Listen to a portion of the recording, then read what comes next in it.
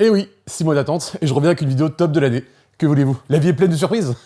Bonjour à tous, bonne année 2026, et pour commencer l'année, on va revenir sur l'année précédente, l'année 2025, et faire les tops des séries qui ont été diffusées. Alors, comme l'année précédente, je vais donner les tops des séries que j'ai préférées, qui ont été diffusées en 2025. Alors, il y a plein de séries pareilles que j'ai pas vues.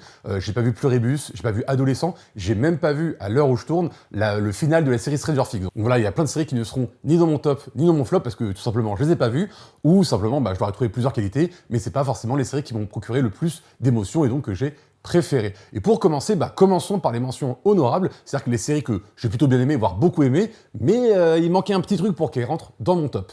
Donc déjà, on pourrait parler de la série Créature Commando. Alors vous allez me dire, mais Créature Commando, c'est une série de 2024. Oui, mais elle a terminé en 2025. Et puis je fais ce que je veux. Et c'est marrant parce que normalement, James Gunn, c'est pas quelqu'un dont j'apprécie beaucoup le travail. Et en plus, cette série, c'est la première qui sort en tant que responsable créatif de tout le DC Universe. Et j'avoue que j'ai adoré, ça on peut vastement reprocher ça à James Gunn, c'est qu'il fait du James Gunn. C'est-à-dire qu'il continue de nous mettre des personnages marginalisés, des losers magnifiques, c'est-à-dire des personnages qui font avancer le récit en échouant, parce que quand même, les Gardiens de la Galaxie, c'était ça, surtout le premier, et là, dans celui-là, c'est encore ça, c'est des personnages qui ne font que de la merde, ne font que soit de se planter dans leur cible, ou soit de détourner leur mission en faisant tout et n'importe quoi. Et James Gunn refait aussi ce qu'il a fait sur les Gardiens de la Galaxie 3, c'est-à-dire mettre des flashbacks pour nous présenter les personnages, leurs enjeux et leurs problématiques. Et bon, c'est un truc, comme je vous disais, c'est un truc qu'on peut lui reprocher, mais il le fait bien, donc effectivement, il fait toujours les mêmes trucs, mais bon, quand c'est bien fait, il faut admettre que ça, quoi. Et la plupart ont des histoires ultra tragiques. Mention spéciale pour G.I. Joe et Dr. Phosphorus, mais eux, quand tu vois leur histoire et comment ils en sont venus là, t'as vraiment envie de dire, oui, je pense qu'après avoir vécu tout ça, oui, devenir un gros sociopathe, c'est le minimum. Et dans cette série, il y a vraiment une violence totalement décomplexée, limite sale gosse, et qui est vraiment ultra jouissive à regarder. En plus, G.I. Joe, quand j'y pense, quand il tue une personne, mais il y a 15 dommages collatéraux à côté, si tu te dis, putain, les gars, vous êtes vraiment des bras cassés, quoi. Et en plus, le final qu'ils mettent en place, je dois avouer qu'il m'a un peu pris par les émotions. C'était ainsi un peu le cas des Gardiens de la Galaxie 3. Le final était très émouvant, mais alors celui-là, je dis rien pour pas spoiler, mais il a su toucher quelque chose en moi. Et j'avoue, c'était un peu la première bonne surprise des séries de James Gunn. Mais il y en aura d'autres. Aussi, on a eu la série Frotter sur France Télévisions. Alors, France Télévisions, les séries sociales, ils aiment bien, et généralement, ils le font bien, et c'est encore une fois une belle réussite. C'est une série qui va nous parler d'un mouvement social. En fait, on a des femmes de chambre d'un grand hôtel qui vont mener une grève pour faire revaloir leur droit salarial, une augmentation, bien sûr, du salaire, et aussi une diminution des cadences imposées. C'est une série qui va beaucoup nous montrer les problèmes dans les cadences imposées par les femmes de chambre. C'est-à-dire que c'est pas tant le travail qui est pénible, mais surtout le nombre de travail pour le peu de personnes qu'il y a. C'est-à-dire que peu importe qu'elles soient 10, 6, 5 ou 4, on leur demande toujours de mettre, je crois que c'est de nettoyer, 4-5 chambres à 3 en l'espace de 10 minutes, un quart d'heure. C'est un rythme qui est impossible à tenir, et donc forcément, à un moment, elles pètent un câble, et donc elles se disent, on va lancer une grève. Dans cette série, on nous montre que, en fait, l'entreprise dans laquelle elles sont, c'est une franchise, donc déjà, ils ne sont pas directement reliés aux patrons qui sont là. Les patrons, ils sont, bien sûr, dans le siège principal de la boîte à Paris. Elles ne sont pas à Paris, il me semble. Et aussi, c'est que la personne qui les emploie, c'est pas l'hôtel directement. En fait, l'hôtel passe par un sous-traitant qui, lui, est un sous-traitant qui fait employer des femmes de chambre pour diverses entreprises, dont l'hôtel en question.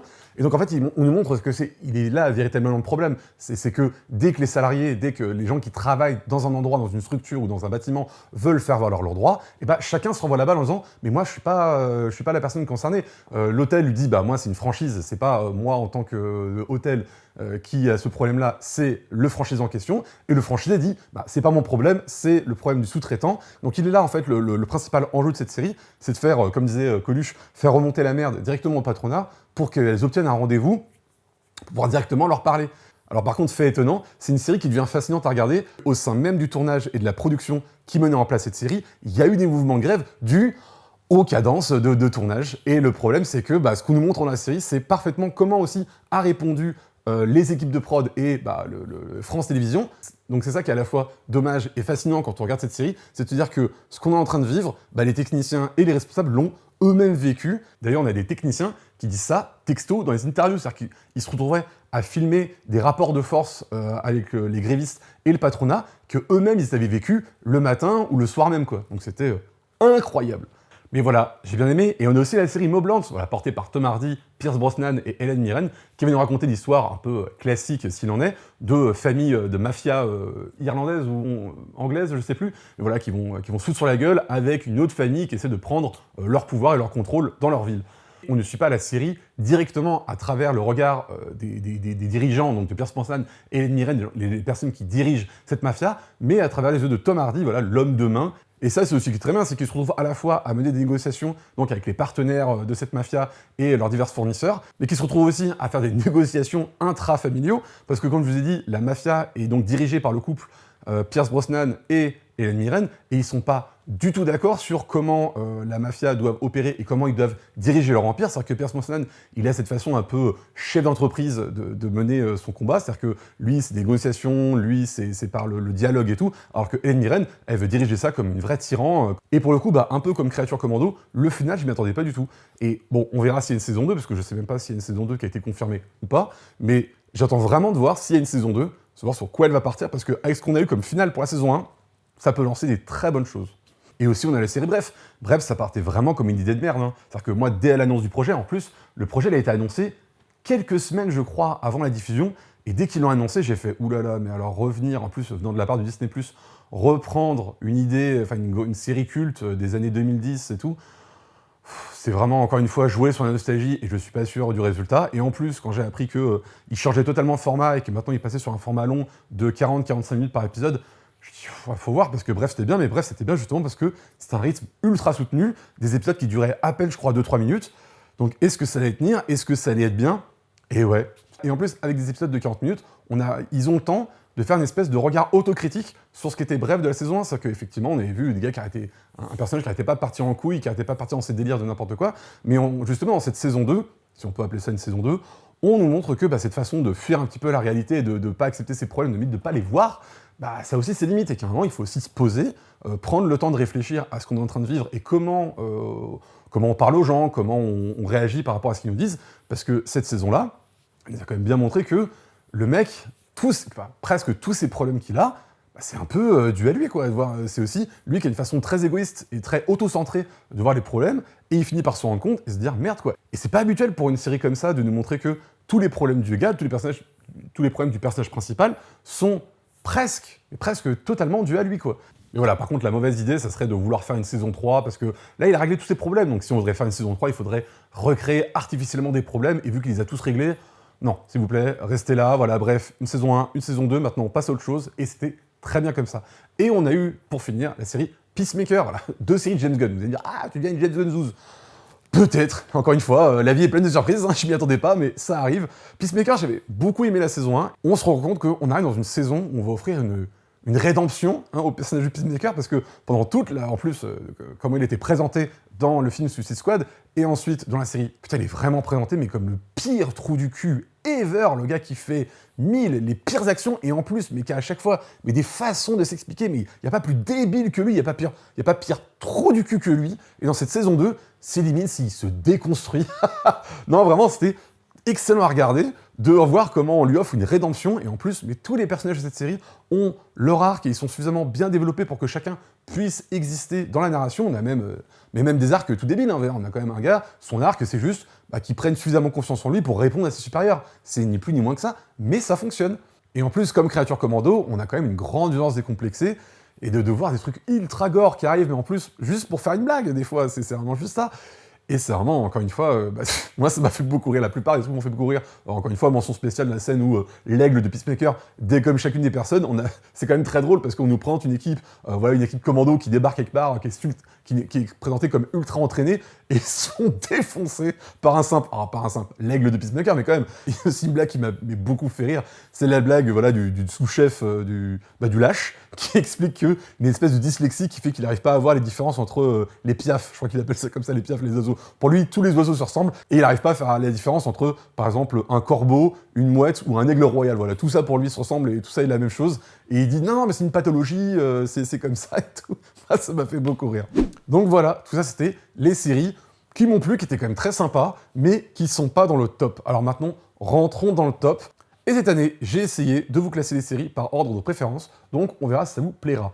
Commençons par le numéro 10. À la 10e place, Flashback. Vous allez travailler tous les deux ensemble. Vous allez pas me coller une fille maintenant. Faut être un flic, faut être un vrai bonhomme, tu vois. Pas une fanfreluche.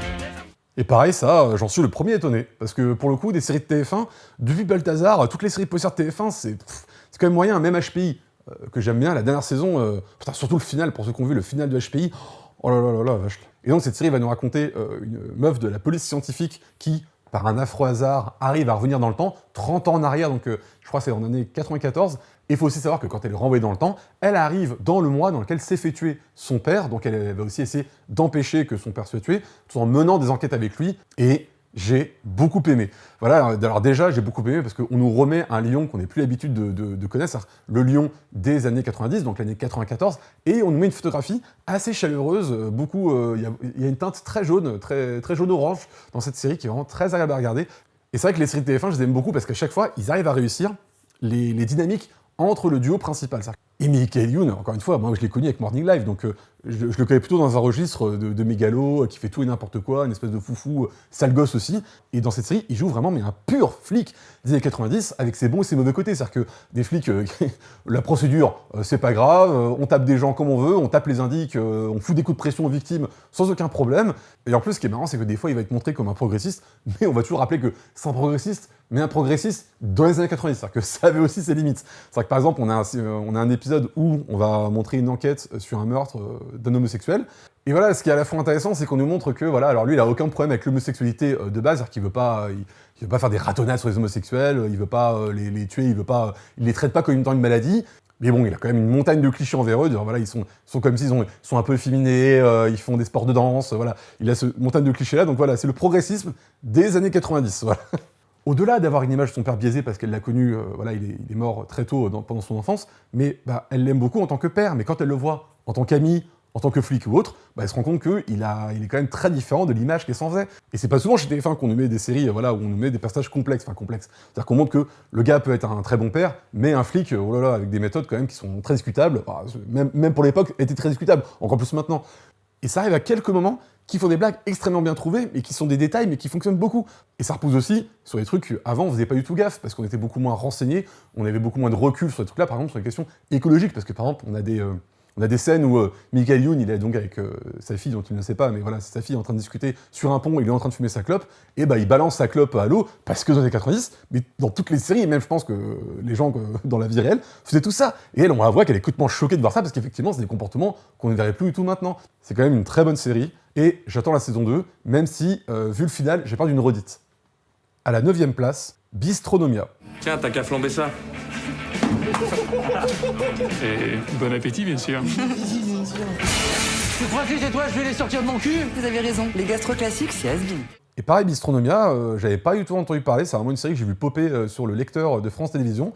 Je dis, regardons. Et j'ai été vachement surpris. Je sais que c'est une série qui a été on a beaucoup dit, ouais, c'est le The Bear à la française. Alors, oui et non, parce que, bon, effectivement, ça parle des méthodes très brutales et du côté très intense et très dur que sont les métiers de la restauration. Et cette série va vraiment prendre le parti de se mettre du côté des femmes. Parce que quand même, sur les 3 personnages principaux qu'on nous présente, 2 sont des femmes, dont une noire. On a Johanna, la cuisinière, Amandine, la serveuse, et donc on a aussi Vivian, donc un espèce de critique culinaire qui essaie de travailler dans un grand journal de critique de la gastronomie. Et vraiment, si vous trouvez que The Bear, il y avait des fois des passages violents, alors si vous avez du mal avec ce genre de scène, ne regardez pas Bistronomia, parce que des scènes d'humiliation, de violence verbale et tout, on a même une scène d'agression qui est assez difficile à regarder. Donc si vous avez des problèmes avec ça, trigger warning, ne regardez pas. Et donc ce qui est intéressant en nous plaçant la narration en 2005, c'est qu'on va nous montrer que il y a toute une forme de critique culinaire qui est arrivée à partir de 2007-2010, parce que c'est ce qui est porté par le personnage de Vivian, qu'il a envie de faire, pas juste d'aller dans des grands bistrots et tout, mais par exemple de faire des articles à thème. Voilà, de dire, tous les bons sushis, ou tous les bons restaurants, indiens, et que ça, apparemment, c'était pas à l'époque, en 2005, c'est arrivé avec Internet et tous les blogs culinaires qui sont arrivés après, et c'est donc, ça va donner le nom qu'ils vont donner aux blogs culinaires qu'ils ont, donc ils vont appeler ça justement le Bistronomia, le titre de la série. Mais c'est très intéressant de nous montrer ça, de nous montrer que c'était pas comme ça avant, c'est un truc qui est arrivé avec Internet, avec l'émergence des nouveaux critiques culinaires qui avaient envie d'écrire des trucs beaucoup plus thématiques. Et en plus, dans Bistronomia, on va quand même nous montrer que les métiers de la restauration, ça a un impact réel sur le corps humain. Par exemple, il y a beaucoup de personnages qui vont se retrouver à prendre de la coke pour que le cerveau puisse suivre parce que les métiers de la restauration, là, c'est des métiers hachés, mais qui font que les journées durent des fois 13-15 heures, quoi. Et au-delà de la coke qu'ils vont prendre, il y a aussi des produits qu'ils vont prendre pour que le corps tourne et que ça a un impact réel sur leur corps. Et qu'il y a un moment, il y a un des personnages, Johanna, qui doit se demander si qu'est-ce qui est le plus simple entre faire possiblement couler un restaurant ou faire avoir des graves atteintes à son corps, mais qui vont être réelles et vont rester à vie. Et je vous laisse découvrir pour voir le choix qu'elle va faire, mais spoiler, c'est pas le meilleur des choix. Et comme dans The Bear, au-delà des scènes que je vous dis très violentes qu'on va avoir sur rapport au corps humain ou rapport à la domination et la violence exercée par les mecs, on nous montre l'amour que portent les personnages pour la restauration, le fait de devoir faire des plats à tout et n'importe qui. Je vois qu'ils font un plat, même un simple plat de merde qui est fait à la fin d'une soirée alors que la meuf est un peu bourrée et veut prendre un truc justement pour faire passer l'alcoolémie. Ils prennent de l'attention, ils ont de l'amour, tu vois, pour ce qu'ils sont en train de faire. Et ça permet une petite respiration entre toutes les scènes très très dures à regarder. Donc voilà, si vous n'avez pas vu cette série, que The Bear vous avez bien aimé, et que vous voulez voir une série, je vais pas dire comme The Bear, parce que c'est pas vraiment, mais en prenant l'exemple de The Bear à la française, ramené du côté des femmes, dans l'époque pré-MeToo, on va dire, 2005, 10-15 ans avant MeToo, et tourné autour de l'émergence aussi, parce qu'on a ça aussi que le personnage de Vivian porte, l'émergence des critiques culinaires tourné autour d'un seul thème, et regardez. À la 8e place, Surface. Le village qui a été englouti. Il y avait un cimetière aussi. De toute façon, c'est là qu'il est maudit. Faut pas avoir peur, tu sais. Y a pas de fantôme là-dessous. Surface, nouvelle série de Slimane Baptiste-Berhoun, donc qu'on a tous connu en tant qu'acteur sur Le Visiteur du Futur, et là qui nous fait, je sais plus si c'est sa 2e ou 3e série en tant que vraiment unique réalisateur, parce qu'il avait déjà fait Vortex il y a quelques années, encore avec Thomas Sisley, et donc là voilà, Surface. Bon, Surface, ça va être difficile de nous en parler vraiment parce que c'est une série qui repose quand même beaucoup, comme toute série policière, sur les rebondissements qui arrivent pendant la série.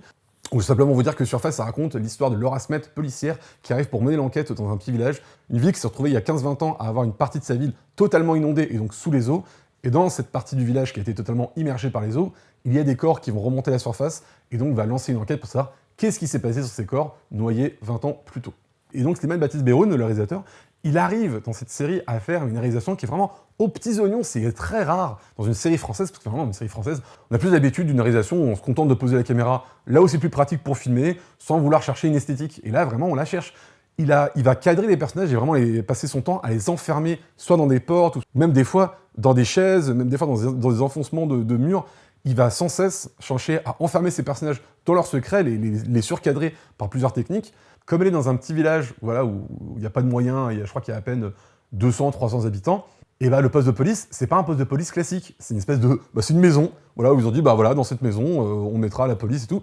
Et ce qui fait que, à chaque fois qu'il y a un personnage qui est en train d'être interrogé par la police, et donc qui est dans les locaux de la police, il reste dans une maison. Et donc on a droit à des scènes qui engagent justement plus un rapport intimiste, où on n'a vraiment pas l'impression d'être dans des locaux de police. Ça apporte aussi son lot de changements.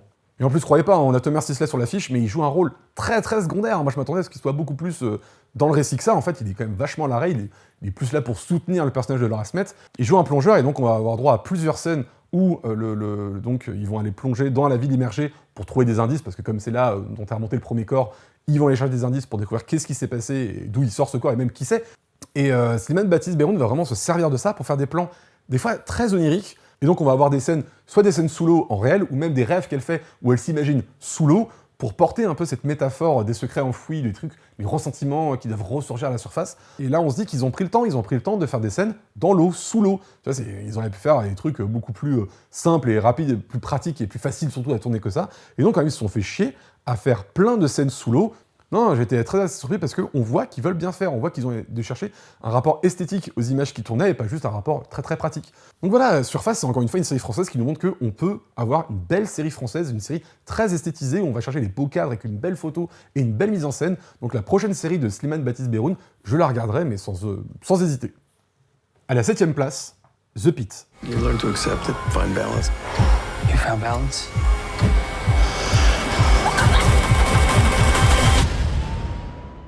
Ah, les séries médicales, à un moment, c'est pas mon délire, j'aime pas trop ça. Et là, The Pit, peut-être que parce que ça a été fait par les gars qui ont fait Urgence. Et en plus, le pitch sur lequel repose The Pit, c'est-à-dire que c'est un concept qui va nous raconter en temps réel.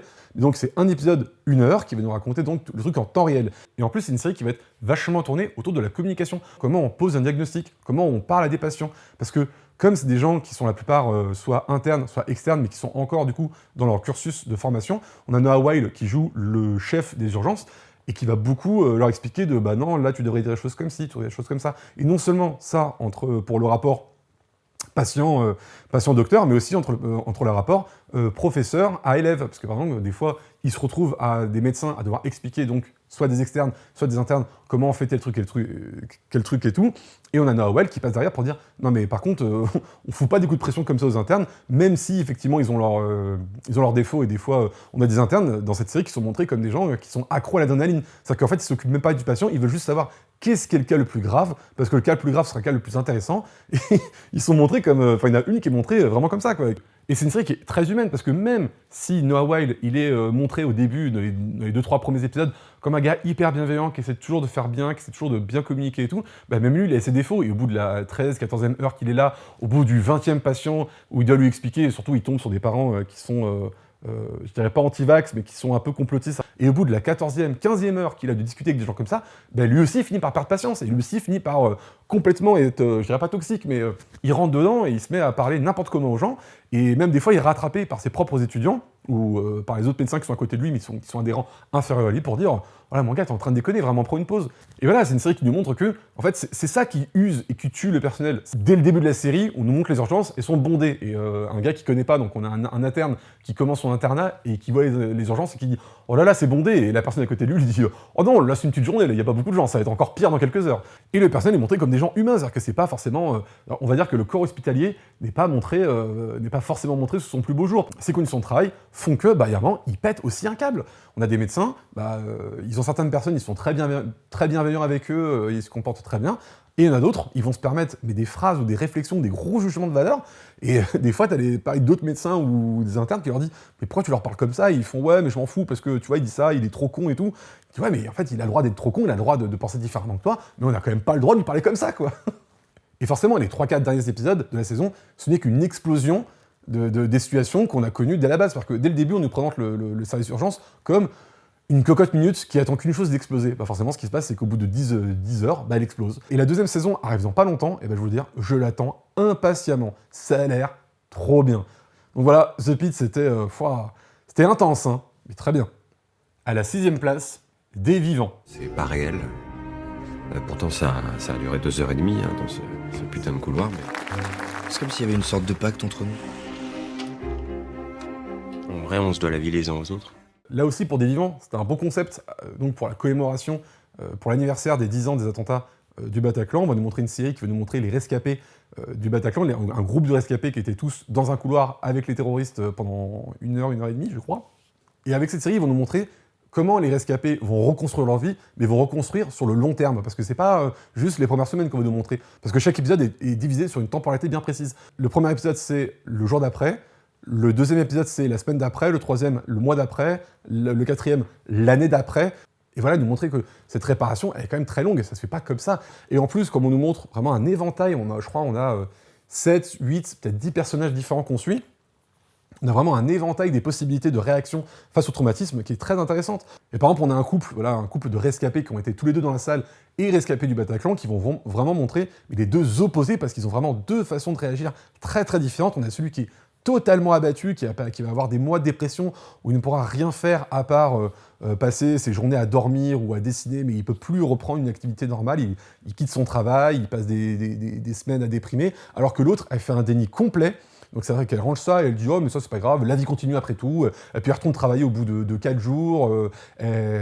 Quand on lui parle, elle a pas dit « Oui, bah écoutez, c'est normal, on a vécu ça. » on a vraiment l'impression, c'est même pas l'impression, c'est qu'on voit qu'elle est dans un déni total. Et ça, c'est la première force de cette série, c'est de montrer que on a un groupe de personnages qui a vraiment des façons très très différentes de réagir face à un traumatisme. Et ce qui est aussi intéressant dans cette série, c'est qu'on va nous montrer que personne n'est d'accord à chaque moment qu'il va y avoir une discussion sur comment on doit gérer un traumatisme, si on organise un concert pour faire une levée de fonds pour aider les rescapés, comment on l'a fait, comment on l'organise, à quel tarif on met les places, quand on va avoir le procès des attentats, est-ce qu'on le couvre, est-ce qu'on y va, si on y va, qu'est-ce qu'on dit, qu'est-ce qu'on ne dit pas. Ils ont tous des positions différentes et il faut tous qu'ils les acceptent et qu'ils les entendent. Même si des fois ils sont vraiment pas d'accord, parce qu'il y a des décisions, notamment dans les 2 derniers épisodes, où ils sont vraiment pas d'accord sur les comportements de chacun. Ils vont le dire. Mais ils sont tous là pour discuter, pour être ensemble. Et aussi, la force de cette série, c'est qu'on nous montre pas tout de suite le traumatisme en question. On nous montre l'après, on nous montre quand ils ont sorti du Bataclan, une fois que tout était réglé. Et en fait, le traumatisme en question, on va nous le dévoiler quand toute fin de série, je crois que c'est l'avant-dernier ou le dernier épisode, qu'on va nous montrer les fameuses scènes dont tout le monde parle. Et pareil, entre toutes les scènes dures qu'on a, on a ces scènes ultra, je vais pas dire jouissives, mais ultra chaleureuses, où ils sont là en train de chanter, en train de se retrouver autour de la musique, ce qui est un peu le contexte de leur traumatisme, où ils se retrouvent autour d'une guitare dans un bar à chanter, et ces chants deviennent une espèce de chants presque révolutionnaires, où ils se mettent à taper sur les tables, à chanter des chants. À un moment, ils chantent Daft Punk, Get Lucky, donc c'est pas la chanson la plus combative ni pensée pour une révolution, mais ils la chantent en tapant sur les tables, en se regardant droit dans les yeux, dans un geste fort, comme s'ils voulaient combattre aussi, comme s'ils voulaient dire, voilà, nous on est vivants, qu'on compte bien le rester, et on va se retrouver, et en fait ce traumatisme, il a limite nourri notre combat, et c'est des scènes tellement émotives, elles m'ont prise, elles m'ont tenu. Des vivants, bah presque incroyable, ouais allez on va dire, incroyable. À la 5e place, des gens bien ordinaires. Étudiant en sociaux le jour, acteur porno la nuit, j'aime bien ça. Ça, c'est frais. Je pense qu'on peut cartonner. C'est mignon, hein? Ça fait plaisir de voir un petit corps capable de se servir. Ça change. Alors, Des gens bien ordinaires, c'est une série que j'ai rattrapée, pour le coup, j'ai maté la saison 1 et la saison 2 d'affilée. C'est une série d'Ovidie, donc une ancienne actrice porno devenue réalisatrice, et qui va nous montrer un espèce d'univers alternatif où toute la domination patriarcale est renversée. C'est pas les hommes qui ont les dominations, les relations de pouvoir, c'est les femmes. Et on est dans les années fin années 90, je crois, début années 2000, et on a un personnage masculin qui veut donc se lancer dans le porno dans cet univers. En nous présentant un univers où on renverse les dominations, parce que, comme je l'ai dit, un espèce de matriarcat, nous présenter donc un univers où c'est les femmes qui ont les pouvoirs, les rôles de domination sur les hommes, bah en fait, ça permet encore plus de montrer à quel point le patriarcat n'a des fois aucun sens, justement, en plus dans le porno. Et en plus, comme je dit, c'est une personne qui a connu cet univers-là, bah, elle peut bien le dépeindre. Et donc voilà, c'est vrai, va nous montrer quelqu'un qui veut commencer l'univers du porno, avec quelqu'un qui lui dit texto, mais alors dès les premières scènes, je crois que c'est le maquilleur, qui lui dit tu vas voir, il n'y a rien de moins excitant qu'un tournage porno. Et par exemple, une des forces de cette série, c'est que c'est un film qui nous montre l'univers du porno, donc voilà, les tournages, le fait de présenter ça à la télévision, ou le rapport avec les parents, ou même le rapport au militantisme. Et c'est une série qui nous montrera 0 scène de tournage porno. On va voir ou l'avant, ou l'après, mais jamais la scène en question. Et ça, quand ça arrive, tu te dis « Ah ouais, c'est quand même un gros parti pris », parce que ce choix-là, Ovidie nous dit clairement à la gueule, si vous êtes là pour regarder une série dans l'univers du porno pour être excité, c'est vraiment pas la bonne série, partez. Moi, je veux parler d'autre chose, je ne veux pas vous exciter à travers cette série. Moi, je veux vous faire comprendre les enjeux et les problématiques qui se déroulent. Et à un moment, on nous montre une scène, mais putain, qu'est-ce que c'est drôle. On nous montre une scène où c'est un tournage c'est juste avant de tourner, donc on a habillé les gens en conséquence. Donc le personnage principal et un autre sont censés jouer des jardiniers qui vont se pécho dans la cour du château. Et les mecs, ils sont simplement habillés en toge et cul nus derrière. Et on se dit, ouais, c'est ridicule. Mais en même temps, des meufs habillées comme ça, on a vu aussi un paquet, donc si on doit accepter ça dans notre univers à nous, dans un univers où les rapports sont inversés, bien sûr que ça donnerait ça. C'est évident, ça marche très très bien. Et le personnage est aussi un personnage militant, et on va voir tous les problèmes qui en découlent. Bah, ces potes militants, tu leur donnes quand même pas mal dans la gueule que comment on fait pour être militant, pour que les hommes soient pas objectivés, sexualisés dans leur corps, partout, ailleurs et tout, alors qu'on travaille dans une industrie qui, justement, sexualise le corps des hommes, sexualise et objective le corps des hommes. Comment tu fais pour... Enfin, c'est comme si, je sais pas, un gars vegan travaille dans une boucherie. Ils disent, c'est pas possible, tu ne peux pas faire ça. Et effectivement, Ovidie, comme c'est aussi une personne très militante, je pense qu'elle a été vachement exposée à ces questions-là et à ces critiques. Et par exemple, on a une scène dans la première saison qui nous montre une journaliste en train de s'adresser à lui et qui le critique à travers son métier. Et donc lui, il se retrouve à défendre son métier et donc son secteur, mais sur des points où il est tout à fait d'accord avec la personne, mais comme il se retrouve, lui, attaqué en tant que personne, il se retrouve à un peu défendre ce système-là, système qu'il est tout à fait d'accord pour critiquer. Comment on critique un secteur sans critiquer l'individu ? Bah, c'est toute la question de la série, en tout cas une grosse question de la série. Donc voilà, je veux pas trop vous en dire plus parce que comme il y a beaucoup de trucs, je pourrais vous parler de beaucoup de trucs mais qui arrivent dans la série, mais donc je spoilerai si vous l'avez pas vu. Donc vraiment, si vous l'avez pas regardé, foncez, allez regarder. En plus, l'épisode dure 20 minutes et c'est 6 épisodes dans une saison, donc je crois que, allez, en 2 heures de temps, vous avez regardé la saison. Donc Ovidie, si elle fait une saison 3, parce que je suis pas sûr qu'une saison 3 ait été annoncée ou pas, mais je voudrais qu'il y ait une saison 3 et s'il y en a une, ça va être encore très intéressant à regarder. C'était très bien. À la 4e place, Sévrance. If we let this happen to Miss Casey, who's gonna step up when it happens to us? Wait! Bon, Sévrance, ça va être compliqué, hein. Je pense que tout le monde a dit déjà tout ce qu'il y avait à dire sur cette série, hein. Mais quelle deuxième saison? En plus, moi, j'avoue que je l'ai rattrapé, donc j'ai pas eu 3 ans d'attente entre la première et la deuxième saison. J'ai vraiment maté la saison 1 et ensuite enchaîner la saison 2. Mais qu'est-ce que cette saison était énorme et excellente, ils ont encore trouvé le moyen de personnifier plein de trucs en rapport avec le patronat, comme j'avais déjà expliqué dans ma critique à l'époque. Voilà, ils ont le côté d'avoir un sous-chef ou d'avoir un chef qui a la moitié de son âge et qui nous parle de haut, qui nous prend de haut comme si on était un gars random ou un gars qui venait de débarquer sur le marché du travail. Bah là, ils ont réussi à le personnifier parce qu'ils nous montrent une ado. Je dis ado, je sais même pas si elle est une pré-ado, elle doit avoir 10-12 ans. Cette personne qui joue le sous-chef de Mitchik. Putain, mais excellent, quoi. Et ça aussi. Et pareil, toute la réalisation que Ben Stiller, encore une fois, Ben Stiller, mais j'aurais jamais cru dire ça, que Ben Stiller est un très grand réalisateur. Encore une fois, moi, je suis pas un très grand fan de Zoolander, et j'ai trouvé que la vie de rêver de Walter Mitty, mais cette deuxième saison, waouh, mais que dire? Que dire qu'à part que il a réussi à trouver la manière de... Entre la photographie et le cadrage, il réussit à nous montrer une vie d'entreprise, mais on n'a pas du tout envie d'y être. Je deviens claustro avec cette série. À chaque fois qu'il nous montre les espaces de bureau immensément grands pour si peu de mobilier, et une image très désaturée, voire terne, avec un fond bleuté, mais et vraiment l'épisode où il essaie de faire une espèce de team building à l'extérieur et tout, je crois que ça faisait longtemps que j'avais pas vu une image aussi bleutée, mais c'est fou, quoi. Les teintes froides qu'ils nous montrent. Ils arrivent à développer très très bien l'univers, sans tomber dans le côté, sans oublier le principe de la série. Le concept sur lequel sont construits les inters et les externes, bah ça vient encore une fois des salariés, ça vient pas encore une fois du patronat. C'est pas le gars qui a conçu l'entreprise qui a inventé ça, c'est un de ses salariés, et l'entreprise l'a totalement dépossédé, l'a totalement spoilé de sa propre invention, pour au final la virer quelques années plus tard. Mais c'est énorme. Cette saison, il montre aussi bien que peu importe où vous êtes dans la hiérarchie, même si vous êtes bien placé, parce que c'était le cas pour le personnage de Patrick Arquette dans la première saison, et c'est pour le cas du personnage de Minchik dans la deuxième saison, même si vous êtes bien placé, même si vous êtes un chef de département, un responsable de service, vous serez quand même pas à l'abri des problèmes du patronat. Le problème que dès qu'il y a un problème, on vous le met dans la gueule, on vous met des coups de pression, on vous met des menaces pour vous dire que, encore une fois, et on te vire, gars. Donc, cette deuxième saison était magnifique. Vraiment, on va attendre longtemps, je crois, pour avoir la troisième saison. Mais en plus, avec le final qu'on a eu, qu'est-ce que ça va être? Maintenant que... voilà, je ne spoil rien, mais après le final qu'on a eu, qu'est-ce qu'on va avoir? Je ne sais pas, mais ce qui est sûr, c'est qu'on regardera. À la troisième place, Andor. For those who dare.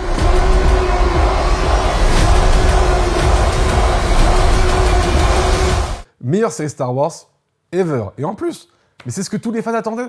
Une série qui va nous raconter la montée du fascisme entre le 3e et le 4e épisode, et la montée d'un groupe de résistants, mais un groupe de résistants qui n'est pas les grands restants de l'histoire. C'est pas Luke, c'est pas Han Solo, c'est pas les héros que la grande histoire retiendra. Et en plus, on a des personnages mais qui sont très très bien exposés. On a Cassian qui, chaque fois qu'il prend une décision, mais doute. Cassian, c'est quand même un personnage qui doute en permanence de faire le bon choix.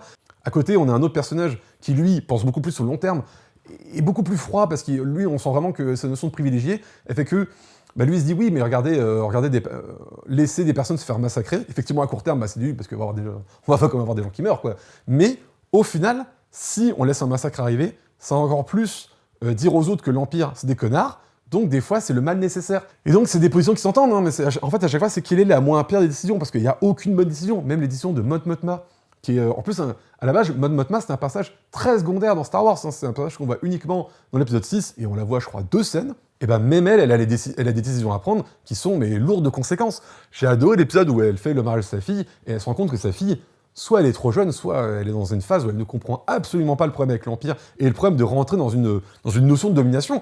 Elle est limite d'accord avec ça, elle fait bah ouais, il est où le problème, moi je vois pas, et elle regarde sa fille en se disant bon bah, manifestement j'ai raté mon éducation. Et pareil, elle a droit à une phrase quand elle s'adresse au Sénat dans l'avant-dernier épisode, mais quand on sait que la phrase de Padmé dans l'épisode 3 qui disait c'est comme ça que la liberté meurt sous une pluie d'applaudissements, bah pareil, Mothma, qu'est-ce qu'elle dit devant le Sénat? Elle dit la mort de la vérité, c'est la victoire ultime du mal. Et quelle punchline de l'enfer! Mais ça, c'est une phrase qui va rester en moi pendant des années et des années. C'est super bien écrit. Et enfin, dans cette série, on a des fois où Disney apporte son côté empire financier. Par exemple, là, comme ils sont Disney, et qu'ils ont beaucoup de moyens pour cette série, et ils peuvent payer un putain de linguiste pour inventer une langue qui va aller sur une planète où, quand même, c'est une métaphore un peu des Français, de la résistance française qui va s'y créer pendant le régime de Vichy. Et cette langue, c'est marrant parce que c'est du français, mais sans être du français. C'est-à-dire qu'il y a quelques sonorités, quelques inflexions de voix ou quelques mots où on se dit « Ah, ça fait penser à du français », mais sans en être. C'est très intelligent, et c'est tout ce qu'on attend de la part de Disney. D'ailleurs, la planète Gorman, c'est vraiment, putain, quel arc. Je crois que c'est 3 épisodes qui sont centrés sur elle, Mais vraiment, c'était le meilleur arc pour moi de cette saison, c'était sur la planète Gorman. Tout ce qu'on voit, tout ce qu'on nous expose, et en plus le plan final qui se finit quand même sur le massacre de cette population. Mais quelle montée en émotion, quoi, parce qu'on nous explique, c'est quand même une scène qui nous montre quand même que personne ne va survivre, ou en tout cas très très peu de personnes. Tous les personnages qu'on a appris à connaître vont se retrouver à être massacrés, sans problème. Ah là, ça change des séries Disney, hein. C'est pas en mode, ah, non, ne vous inquiétez pas, les personnages que vous avez connus, ils vont tous survivre et tout. Non, ils vont tous mourir, au contraire. Limite, le seul défaut d'Andor, c'est qu'elle n'a eu que 2 saisons. Meilleure série de Star Wars, et que 2 saisons. Alors que Mandalorian, on a 3 saisons, on va avoir un film et tout. Pourquoi? Alors oui, effectivement, ça coûtait un paquet de pognon. Bah oui, effectivement, ça coûte un paquet de pognon, mais pour faire la meilleure série de Star Wars.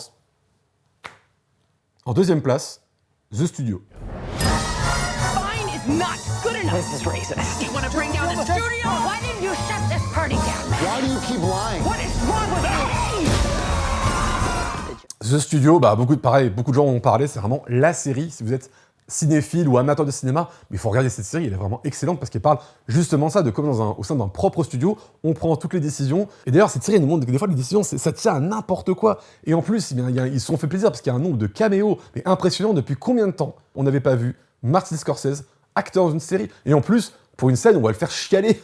Et même, on a Zack Snyder dans un épisode qui débarque pour se troller lui-même, pour se moquer lui-même de ses director's cut de 3-4 heures, en plus en noir et blanc et tout, il fait toute une vanne autour de ça, c'est trop marrant. Même Zoé Kravitz, on a vraiment, mais un peu comme l'esprit 10%, des personnages qui jouent la plupart du temps leur propre rôle, et qui justement apportent beaucoup de second degré à leur image, leur carrière et tout, des vannes et tout. Mais Ron Howard, on a quand même un Ron Howard qui débarque pour se moquer lui-même de son côté yes man, à la solde des grands studios et tout. Et en plus, donc Seth Rogen, qui joue le directeur de ce studio, il est quand même vachement attachant parce que c'est un mec, il est d'accord qu'il faut des films popcorn, il faut des grands mastodontes qui sont basés dans des films de communication, plus pour vendre une marque que pour vendre un bon film. Et à côté, il veut s'en servir pour à côté faire des films plus intimistes, des films que lui il se dit, bah ça c'est de l'art, c'est du vrai cinéma, mais il est conscient qu'il faut allier les deux pour que les deux existent. Et ça fait beaucoup penser à Warner, parce que Warner, je sais pas si vous vous rappelez, mais rien que cette année, ils ont sorti Minecraft et The Sinners, quand même, en termes de grand écart artistique, ça se passe quand même là. Dans The Studio, sa façon de filmer, de mettre en scène, c'est quasiment que des plans séquences, et pas des plans séquences faciles à faire, hein, parce que c'est pas juste une caméra qui est posée et qui regarde l'action en cours, hein. C'est une caméra qui va pas arrêter de bouger. En fait, la caméra, elle joue vraiment comme le rôle d'un spectateur qui n'arrête pas de se tourner, qui n'arrête pas de bouger, de se retourner vers les dialogues, pour suivre les dialogues. C'est vachement ingénieux, parce que ça nous met vraiment comme si on était un spectateur, une espèce de une petite souris qui suivait l'action en cours et qui regardait les pires décisions des fois du studio. Et en plus, chacun des épisodes, ça nous raconte un truc que, je sais pas si c'est vrai, mais en tout cas c'est l'image qu'on s'en fait, qu'on aimerait bien de s'en faire du cinéma. On a un épisode où il faut rechercher une bobine qui a été perdue. On a un épisode où ils ont maté un film, et puis ils se demandent, merde, le film il est bien, mais les 30 dernières minutes, elles sont vraiment à chier. Comment on le dit au réalisateur, comment on lui fait comprendre que son truc, une espèce de...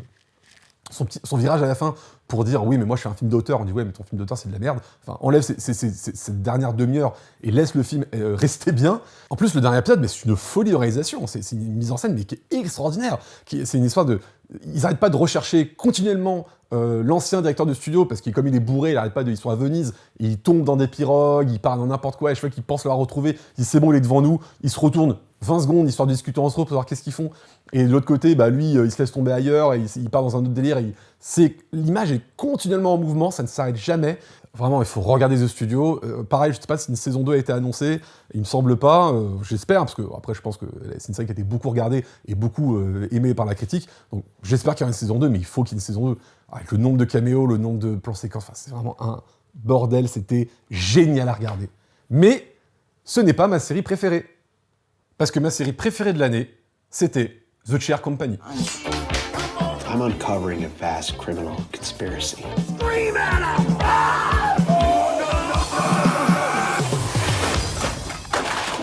Et j'en suis le premier surpris, hein. Vraiment. Hein. Je pensais pas du tout que j'allais autant aimer à ce point-là. Parce que The Chair Company, ça raconte quoi? Ça raconte l'histoire d'un gars, un chef de projet, qui va se retrouver donc à la suite d'une présentation de projet où en fait il va s'asseoir sur une chaise et cette chaise va s'écrouler devant lui, donc il va se retrouver devant un public parce qu'ils sont sur une scène, donc à tomber par terre avec la chaise qui s'écroule. Donc il va se retrouver à essayer de contacter l'entreprise qui construit ces chaises pour leur dire à la base « Ouais, vos chaises c'est de la merde, regardez, je me suis étalé devant, je me suis humilié devant tout le monde ». Et en fait, quand il va commencer à s'intéresser à l'entreprise qui donc construit ces chaises, il va s'apercevoir qu'il y a des petits trucs qui fonctionnent pas, voilà, il y a des adresses où l'adresse de l'entreprise, ça donne sur rien quand t'appelles, c'est une espèce de numéro qui gère plein d'entreprises à la fois, donc il peut pas obtenir d'informations précises sur l'entreprise. Il va commencer à mener une enquête, mais une enquête presque comme une théorie du complot autour de cette entreprise, et c'est génial à regarder parce que déjà, ça nous montre un personnage principal qui est mais tout sauf un gentil. Parce que ce mec-là, depuis le premier épisode, depuis la première scène où on le présente comme un gars, c'est pas du tout un good guy, hein, c'est un gars qui a beaucoup de mal avec l'opposition. Généralement, les séries de complotisme, les gens partent dans une enquête sur un grand complot parce que ce complot-là leur empêche de faire quelque chose, en tout cas est une menace pour eux.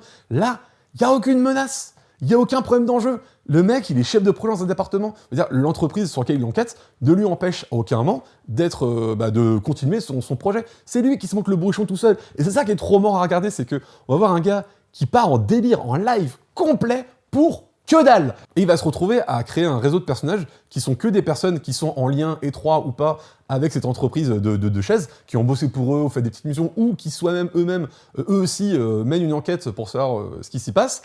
Et c'est des personnes qui sont quand même, au-delà de marginalisées, c'est des personnes qui sont infréquentables. Hein. On a quand même le gars qui devient un peu son espèce de meilleur ami pendant cette série, qui est harceleur, qui vient chez toi quand t'as pas envie, qui écoute qui écoute du porno en podcast. C'est totalement what the fuck. Chaque épisode nous montre une espèce de descente aux enfers, hein, parce que le mec, dans cette enquête-là, il en vient à ne plus du tout être au travail, à parler mal à ses employés, à complètement délaisser son travail, et même sa vie de famille, hein, parce qu'il y a plusieurs moments où, pour mener son enquête, il loupe des anniversaires, il loupe des gros événements, des gros événements pro ou perso, et à plusieurs moments, il se retrouve dans des situations totalement what the fuck. Je vous donne un exemple, c'est que, pour pas trop vous spoiler, mais pour vous dire le niveau de what the fuck, c'est qu'il y a un moment, il se retrouve à poursuivre un gars pour récupérer un élément d'une information qui peut mener sur l'enquête, et comme il le poursuit dans une espèce de cave dans un immeuble, à un moment il ouvre une porte, et il tombe sur un couple en train de s'embrasser, un couple infidèle, un couple extra-conjugal, et comme le couple s'est fait choper en train d'avoir une relation extra-conjugale, et qu'il est là, ils disent oui mais toi t'es là, tu vas embrasser ma meuf, enfin tu vas embrasser mon amante et je vais prendre en photo, comme ça nous aussi on aura un truc sur toi pour pas que tu parles. Et le mec il est en train de courir, il fait mais non attendez, je vais pas. Et ils font non, il lui oblige à embrasser une meuf comme ça en prenant une photo, c'est totalement n'importe quoi. Et c'est ça quasiment tous les épisodes.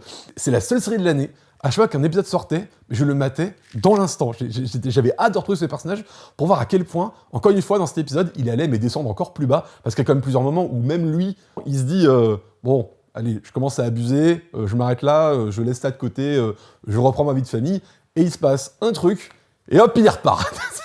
Et vraiment, cette série, c'est Malaise TV. Hein. Si vous avez beaucoup de mal avec le malaise, ne regardez pas parce que ce n'est quasiment que du malaise.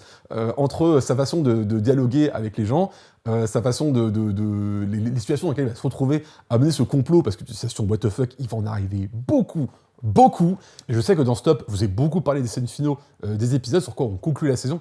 Mais alors là, sur quoi on conclut cette saison, mais c'est n'importe quoi. Enfin, n'importe quoi dans le bon sens. C'est une scène totalement what the fuck. Alors, il y a eu beaucoup de scènes what the fuck dans la saison, mais alors celle-là, c'est vraiment le top du panier.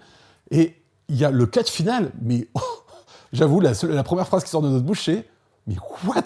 Mais qu'est-ce que je viens de regarder ?»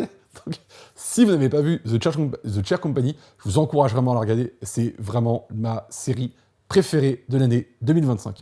Et bah écoutez, merci d'avoir regardé cette vidéo. Si vous voulez, dites-moi vos tops dans les commentaires qu'on puisse en discuter. Et les flops ne devraient pas tarder à arriver. Et si vous avez bien aimé cette vidéo, likez, commentez, partagez. Et à bientôt pour de nouvelles séries.